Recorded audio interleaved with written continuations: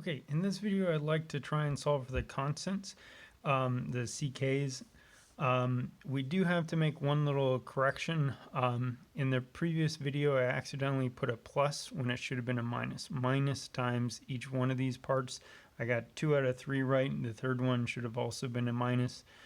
So that was a mistake. This should have been minus CK at the end. So copying correctly, here's where we should be starting. Okay.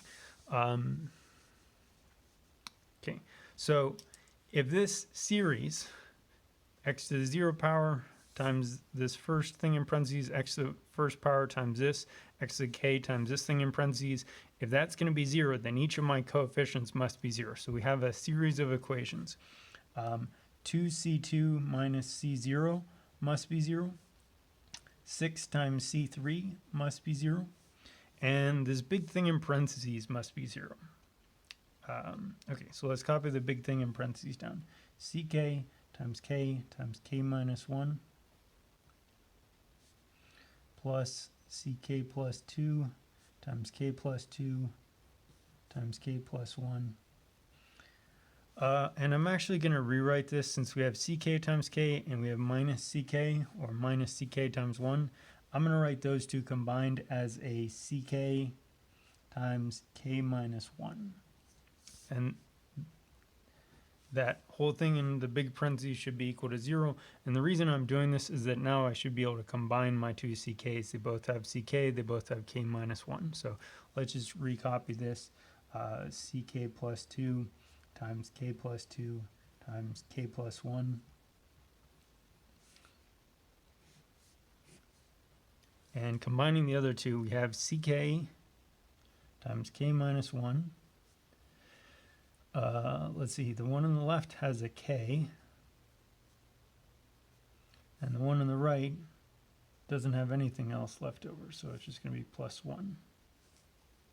So that can actually be written as ck k minus 1 k plus 1. And we've mentioned before that when we're trying to solve for the constants, we actually solve for whichever index is largest, because we want it to be a recursion relation where it relates back to previous constants. So ck plus 2 is the bigger subscript, k plus 2 is bigger than k, so we want to solve for this one. And so if I do that, I will subtract the left term to the other side.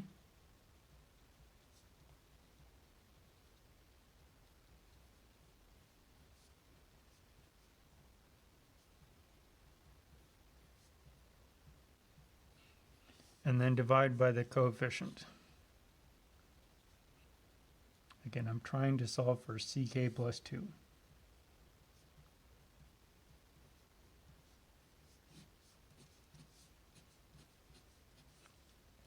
And so our formula for ck is negative k minus 1 over k plus 2 multiplied by ck. And something I should emphasize, this is only going to hold this whole chunk right here, assuming that we're talking about this coefficient, which means we're only saying this is true starting at 2. So this is only true for k equals 2 and bigger than 2.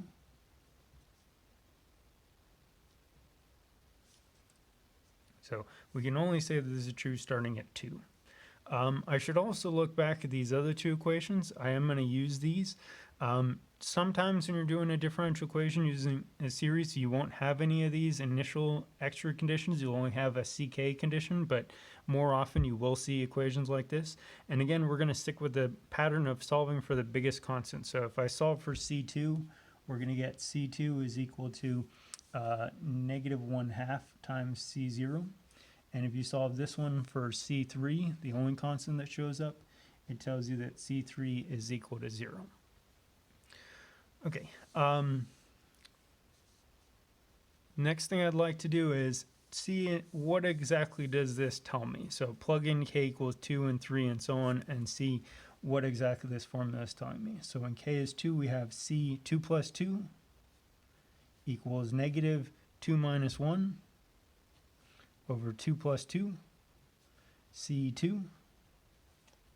And I'm going to pause there because, not pause the video, just hold on a second, because we actually know c2 already. It's negative 1/2 c0. So if I write that in here, we have negative 1/4 times negative 1/2 C0, which is a positive 1 over 4 times 2 C0. And I'm explicitly writing it as 4 times 2 and not as 8 because I want to be able to see a pattern. It's going to be easier for me to see a pattern if I see which numbers were multiplied to get that 8. Okay, next up is k equals 3. So C3 plus 2 equals negative 3 minus 1. 3 plus 2, C3. And we already have a C3. Wonderful. C3 is 0. So that means C5 is also 0. Cool. We don't have to worry about C5. K equals 4 is going to give us, I'm going to start to cheat. It seems like our numbers here are just increasing by 1. Our numbers in the numerator are increasing by 1. Our numbers in the denominator are increasing by 1. And our C's are increasing by 1. You could also just plug k equals 4 into each place. That would give you the same equation. Again, I'm not going to simplify. I'm going to leave that as it is. We do have a formula for C4 already, so let's write that down. We have negative 3/6 times 1 over 4 times 2 C0, which is a negative 3 times 1 over 6 times 4 times 2 C0. K equals 5 would tell us C7 is equal to negative 4 over 7 C5. C5 was 0. K equals 6 would tell us that C8 is equal to minus 5 over 8 C6. And C6 is this one. So negative 3 times 1 over 6 times 4 times 2 C0. And so minus minus would be a plus. 5 times 3 times 1 over 8 times 6 times 4 times 2. Okay. Let's put our answers in a box just so we know what do we have. So let's see. We have C2 up here. We have C3, we have C4, C5, C6, C7, C8. One of the questions I get pretty regularly is, how far are you supposed to go? Like, why did I stop there at k equals 6? There's no good reason. I just want to go far enough for me to start to see the pattern. So like if somebody asks you what was going to be the next term, like what's the C9 term?